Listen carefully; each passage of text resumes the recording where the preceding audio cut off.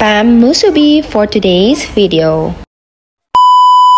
Ito nga pala yung mga ginamit ko na mga ingredients. Some of them, I bought it sa Korean store. I use Makati soy sauce, 2 tablespoons. And then rice vinegar, 2 tablespoons also. And then I added brown sugar, 1 spoon, pwede na siya. So ito yung ginawa ko. I fry first the spam. I slice it into 6 pieces. Yung lagayan niya, hindi ko siya tinapon kasi ito yung gagawin kong molder. Kapag golden brown na siya, saka ko inad yung sauce until mag-absorb yung sauce sa spam. Actually, additional lang ako ng egg dito. So, ito yung lagayan niya. Hindi ko siya tinapon kasi yan yung gagawin ko since I don't have the molder for it. But in fairness, at first, nahirapan ako. Anyway, yung rice na ginamit ko, yung normal rice lang but I added a glutinous rice para maging sticky siya. Kasi mas prefer kasi yung sticky daw para hindi siya maging buhaghag. Dapat kasi daw Japanese rice yung gamitin but I don't have it kasi napaka-mahal ng Japanese rice. Bumili na din ako ng seaweed and it was very expensive also. So, I cut these seaweeds into 3 pieces kasi ito yung magiging kumot ng ating spam. Ito na siya. Ibabalot na natin siya. Balutin mo ako. So, charis lang. Ayun na nga siya. Binalot ko na siya. You must try this kasi napakasarap niya. Pwede na siya magiging snacks, lunch, breakfast, at dinner.